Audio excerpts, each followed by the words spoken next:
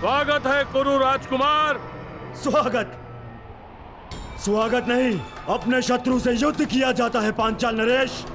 परंतु तुम हस्तिनापुर नरेश धृतराष्ट्र के पुत्र हो, और जहां तक हमें स्मरण है हमारी तुमसे कोई शत्रुता नहीं है। मुझसे ना सही, परंतु मेरे गुरु से अवश्य है। वो ब्राह्मण द्रोणाचार्य स्वयं तो हमारा बाल भी बांका न कर पाया, परंतु अब लगता है तुम्हें अपने बातों के व्यू में उलझाकर तुम्हारे द्वारा अपना प्रतिशोध हमसे लेना चाहते हैं। प्रतिशोध उनका सही, परंतु मेरे लिए ये गुरु दक्षिणा है। ठीक है, यदि तुम युद्ध ही चाहते हो तो हमें कोई आपत्ति नहीं है। आक्रमण!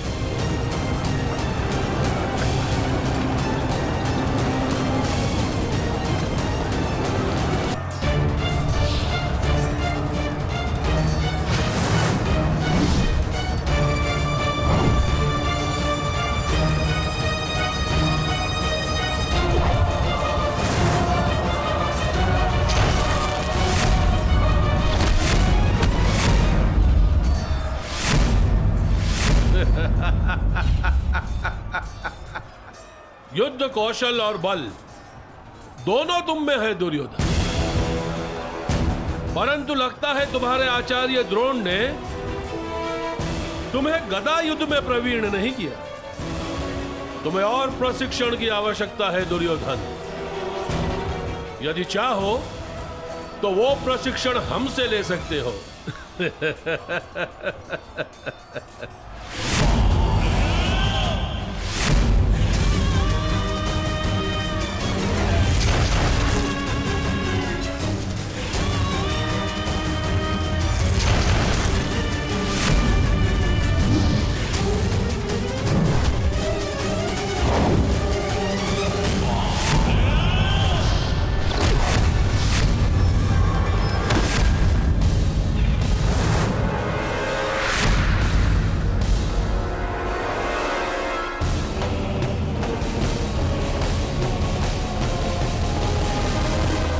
यदि तुम हस्तिनापुर के होने वाले सम्राट हो तो हमें हस्तिनापुर के भविष्य पर दया आती है।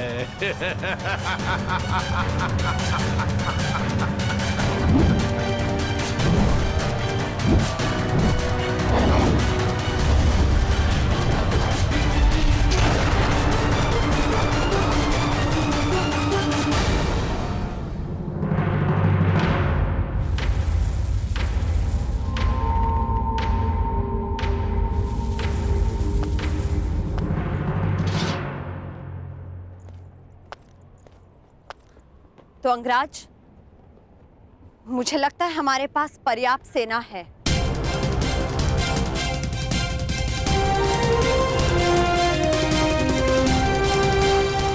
ये मेरा युद्ध है रुशाली। यदि तुम्हें तनिक भी चोट पहुंची तो मैं स्वयं को क्षमा नहीं कर पाऊंगा। अंगराज, आप भूल रहे हैं कि मैं भी अंग की प्रजा हूं और हर परिस्थिति में अपने राजा के साथ हूं।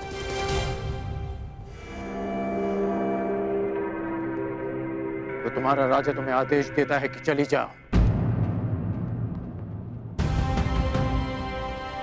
जो रणभूमि में सिद्ध नहीं कर पाए उसे सिद्ध करने का अवसर आज मिला है। क्या अपने कर्म से यह अवसर छीन लोगी रुशाली?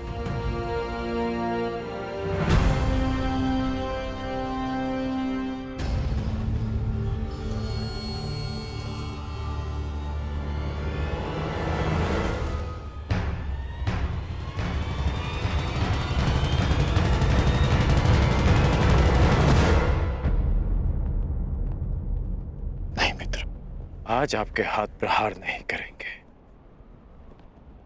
बल्कि आपके नेत्र अपने पुत्र की हत्या का प्रतिकार देखेंगे।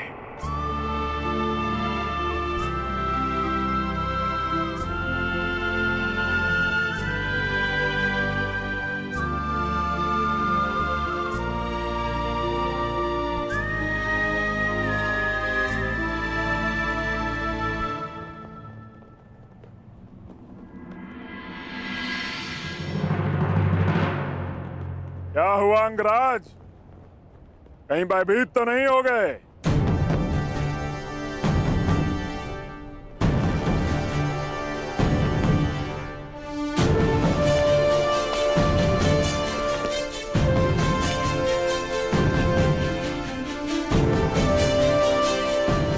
आश्चर्यचकित मत हो कर्ण। मैं भले ही तुम्हारी नीति के विरुद्ध हूं, भले ही ये युद्ध उचित है या अनुचित, किंतु तुम हस्तिनापुर का एक भाग हो और मेरा धर्म, मेरी प्रतिज्ञा हस्तिनापुर की सुरक्षा में होती है। भले ही मुझे तुम्हारी रक्षा करनी पड़े।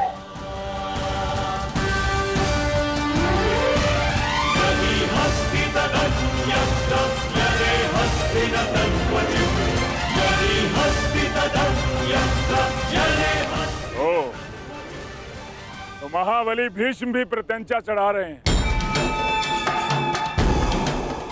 जिस जरासंध ने कृष्ण को भी रणभूमि छोड़ने पर विवश कर दिया था, वो तुम दोनों से क्या डरेगा? प्रतीत होता है कि नियति ने तुम दोनों का अंत एक ही दिन में जरासंध के हाथों लिख दिया।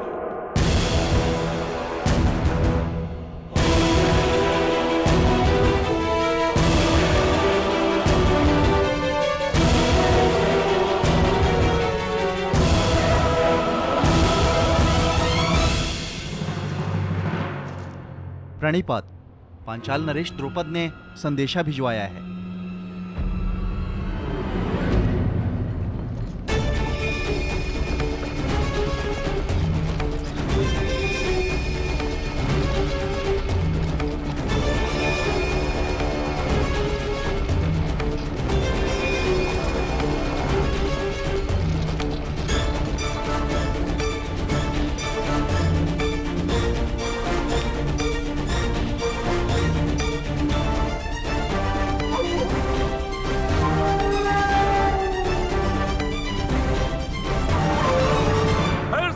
हुए द्रोण,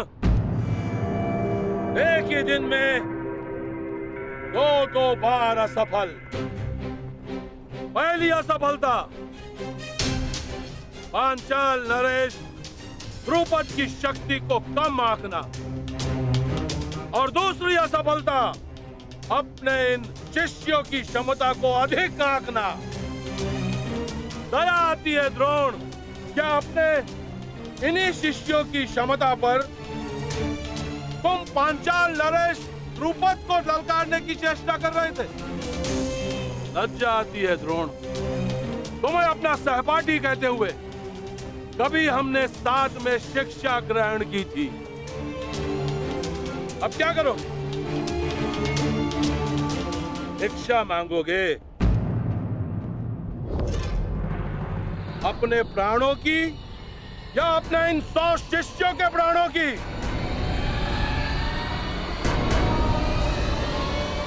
भिक्षा कैसे मांगते हैं ये तो स्मरण होगा ना? या इतने वर्ष राज आश्रम में रहने के पश्चात भिक्षा मांगने में भी असफल रहोगे आचार्य द्रोण?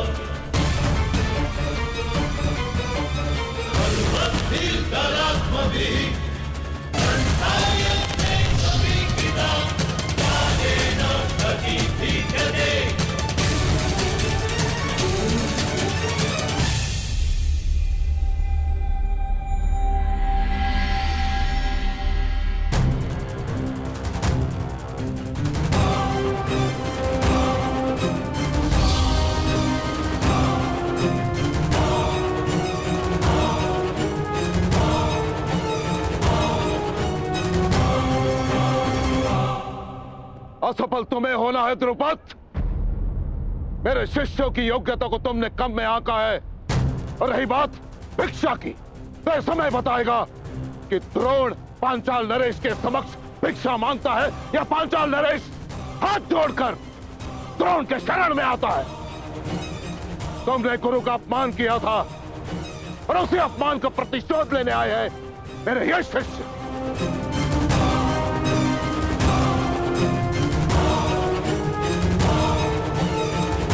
तो तुम्हारे तुनीर में अब भी एक बाण शेष है। एक नहीं द्रुपद, 5।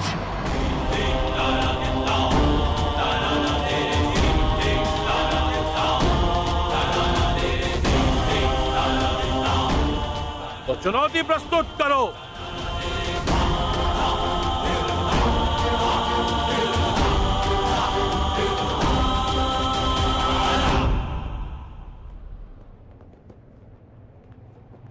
विजय बाबा, मुझे मेरी गुरु दक्षिणा प्रदान करो। द्रुपद।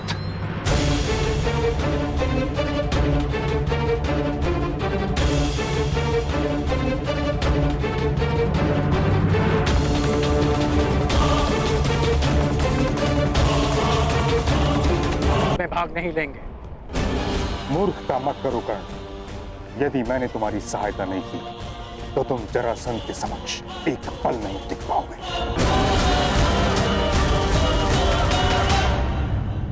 कदाचित महामहिम भूल रहे हैं कि उन्होंने क्या कहा था कि हस्तिनापुर की सुरक्षा उनका पहला उद्देश्य है। आपके धनुष से छूटा एक बाण हस्तिनापुर को महायुद्ध की अग्नि में झुलसा देगा। इसलिए आप इस युद्ध में सम्मिलित नहीं हो सकते।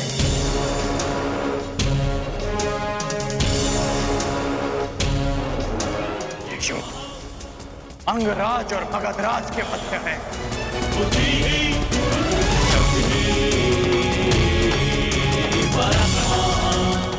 अंगराज कर्ण युद्ध के लिए प्रस्तुत है। मगधराज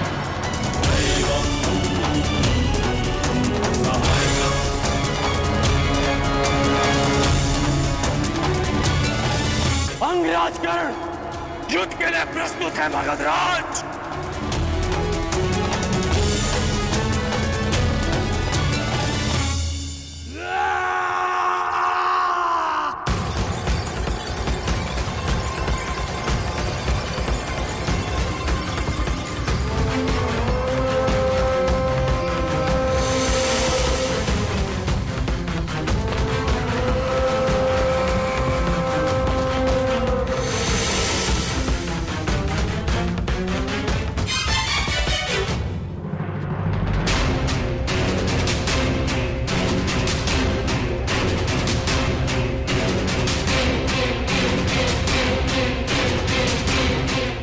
के लिए अपना शस्त्र चुन लो अंगराज। मैं अंक का वासी हूं और आप मगध के। इस नाते आप हमारे अतिथि हुए, इसलिए मैं आपको अवसर देता कि जिस विद्या में आप निपुण हैं उसका प्रयोग आप कर सकते हैं। तुम्हारी दृष्टि में मैं अतिथि हूं, किंतु मेरी दृष्टि में तुम शत्रु होकर, और जरासंध अपने शत्रु के सबसे प्रबल पक्ष को ध्वंस करने में विश्वास रखता है। सुना है धनुर्धारी हो तुम, मैं धनुष से ही तुम्हें ललकारूंगा।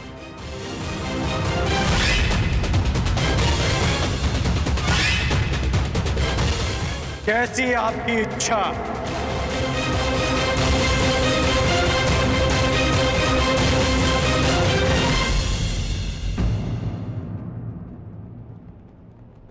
रथ प्रस्तुत है अंगराज।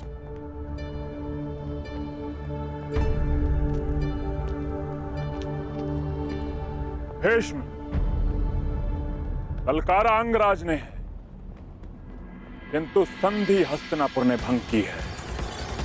इसलिए यद्यपि हस्तिनापुर युद्ध में सम्मिलित नहीं है, किंतु युद्ध की विभीषिका उसे झेलनी होगी। जरासंध का क्रोध केवल कर्ण के अंत से शांत होने वाला नहीं है। इसकी आंच हस्तिनापुर तक अवश्य पहुंचेगी। इस युद्ध से पूर्व दो बातें जानना तुम्हारे लिए आवश्यक है मगध नरेश। प्रथम, हस्तिनापुर के शांति प्रयास को उसकी निर्बलता मत समझना और मेरे मौन को मेरी दुर्बलता मत समझना। हस्तिनापुर की भीति और भीष्म के बाणों का बल अब भी वही है। दूसरी बात, यदि भीष्म ने तुम्हारा बल देखा है तो कर्ण का कौशल भी। इस योद्धा को बालक समझना तुम्हारे जीवन की बहुत बड़ी भूल सिद्ध होगी। कदाचित यह युद्ध तुम्हारी प्रथम पराजय लेकर आए या कदाचित तुम्हारे लिए दुर्गम विजय पथ।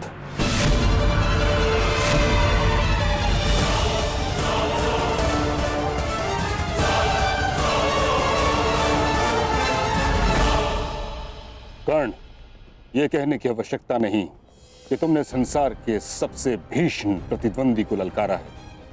युद्ध क्षेत्र के पास अंग की प्रजा भी है। विध्वंसक अस्त्र का प्रयोग उनको संकट में डाल सकता है जिनके लिए तुम युद्ध करने जा रहे हो। जरासंध की शक्ति उसकी आक्रामकता में है। उसे अवसर मत देना कि वो तुम पर वार कर सके।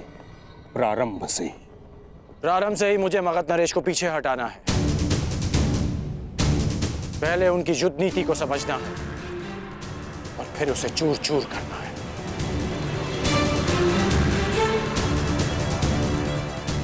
आप भूल रहे हैं मां महिम कि हम दोनों एक ही गुरु के शिष्य हैं। मुझे स्मरण है कर्ण, और तुम भी स्मरण रखना कि ये कोई रंग भूमि नहीं, वास्तविक युद्ध भूमि है और तुम्हारे समक्ष कोई राजकुमार नहीं, संसार का सबसे विकट प्रतिद्वंदी खड़ा है। मेरा लक्ष्य केवल परिवर्तन है मां महिम। मेरा केवल एक ही शत्रु है, अन्याय, जो हर बार नए रूप में आता है। रंगभूमि में राजकुमार बनकर और युद्ध भूमि में मगध नरेश बनकर। परंतु ये राधेकरण जीते जी इस अन्याय से कभी हार नहीं मानेगा। ईश्वर करे तुम्हें विजय प्राप्त हो कर्ण। यदि तुम पराजित हुए तो मुझे स्वयं को युद्ध में सम्मिलित करना हो, जिसका अर्थ है हस्तिनापुर को युद्ध की अग्नि में झोंकना। तुम्हारे मित्र दुर्योधन ने तुम पर विश्वास किया है, उसकी परीक्षा में खरे उतरना है तुम्हें कर्ण। मैं वचन देता हूं मां महिम कि अपने मित्र के विश्वास की लाज रखूंगा, परंतु आपको भी वचन देना होगा कि आप मेरे कहे बिना इस युद्ध में सम्मिलित नहीं होंगे। तुम करना क्या चाहते हो कर्ण? ये युद्ध केवल अंगराज और मगध नरेश के मध्य नहीं, ये युद्ध अंग की प्रजा का, उनके भीतर छिपे भय से भी है। और भय के अंधकार में सोई अंग की प्रजा को मैं जगाना चाहता हूं। इसलिए आपसे वचन चाहिए कि जब तक मैं ना कहूं, आप अपना धनुष नहीं उठाएंगे। मेरा आशीष है कर्ण, विजयी वही हो जो अधिक श्रेष्ठ हो।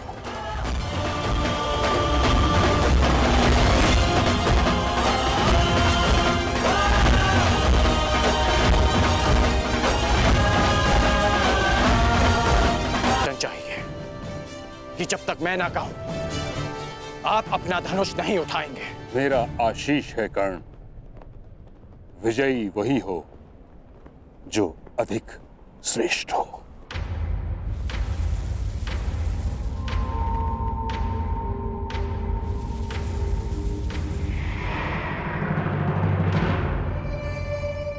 पांचाल नरेश,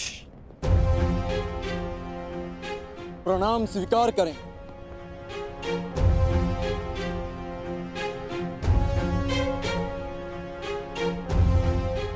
आश्चर्यचकित मत होइए पांचाल नरेश। किसी समय आप मेरे गुरु के गुरु बंधु रहे हैं। किसी समय मेरे गुरु ने आपको मित्रता का पात्र समझा है, इसलिए आप मेरे सम्मान के पात्र सदैव रहेंगे। अब भी और पराजित होने के पश्चात भी। द्रोण के तुनीर में 5 बाण शेष थे, आया केवल एक। हाँ, क्योंकि हम 5 भिन्न नहीं, एक हैं, एक मुट्ठी जिसकी प्रत्येक उंगली में समान शक्ति है। उन 5 में से कौन सी उंगली पांचाल नरेश द्रुपद की ओर उठी है? मध्यमा। यदि हमारे ज्येष्ठ भ्राता युधिष्ठिर आपको अपराजित कर देते तो आप उल्हाना देते कि आपके साथ अनीति हुई है, और यदि सबसे कनिष्ठ सहदेव आपको पराजित कर देता तो हमारे गुरु के गुरु बंधु का घोर अपमान हो जाता। इसलिए हम 5 में से मध्य क्रम का पुत्र आपको युद्ध की चुनौती देता है।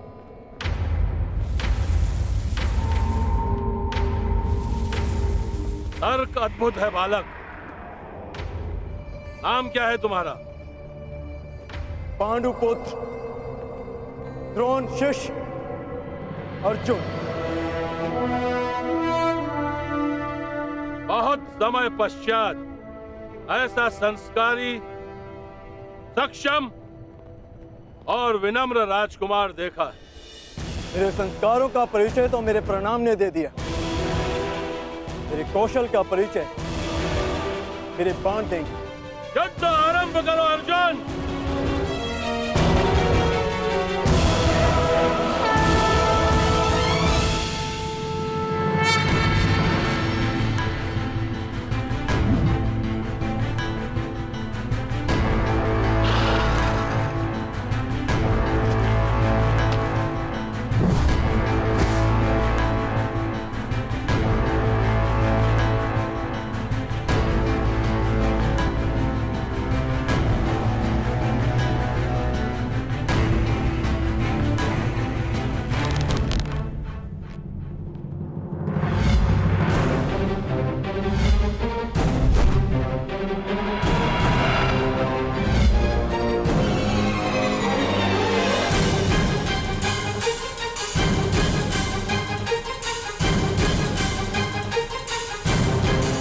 बस एक महाअस्त्र और इस बालक की ललकार के साथ साथ अंग की हराशा भी समाप्त।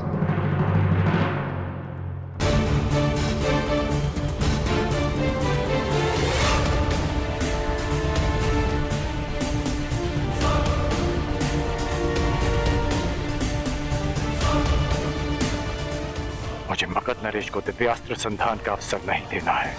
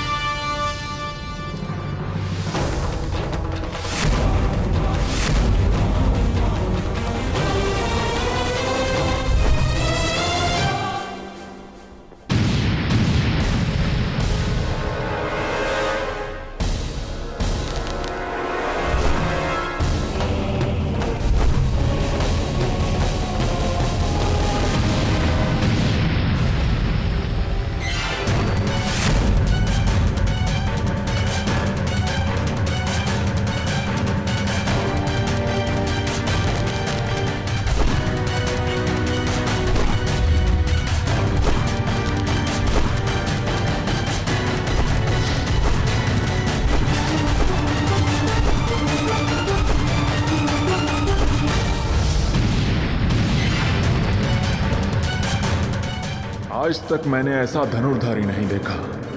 निश्चित रूप से इसकी गति पवन को भी पराजित कर दे।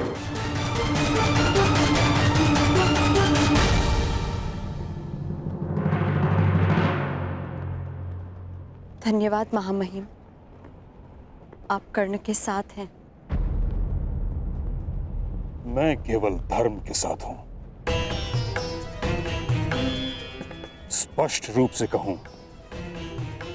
तो हस्तिनापुर के साथ हूं।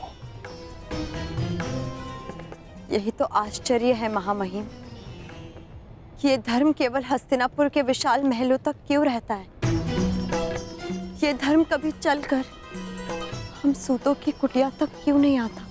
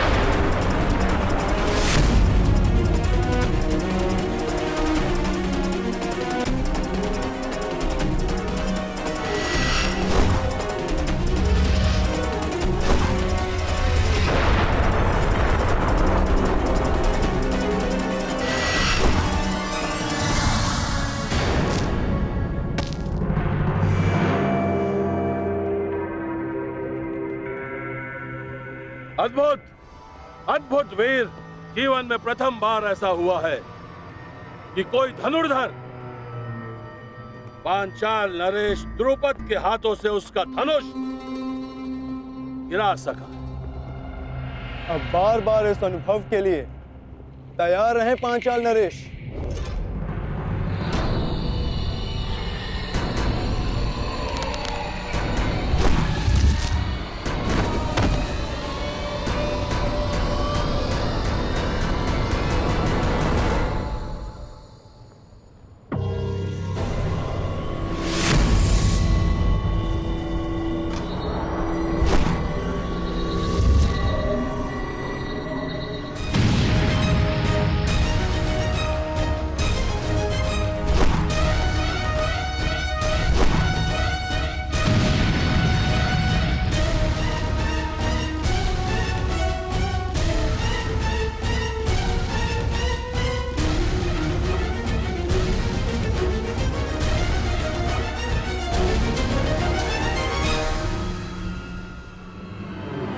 देखो देखो, ये सच्चे अर्थों में हमारा राजा है।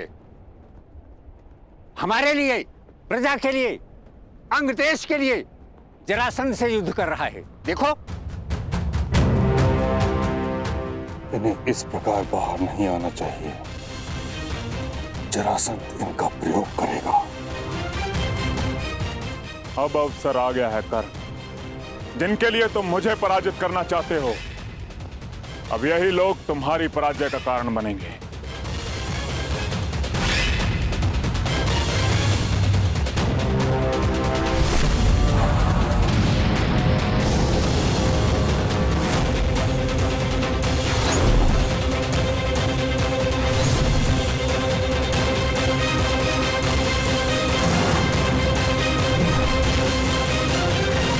सहस्त्र बाणास्त्र।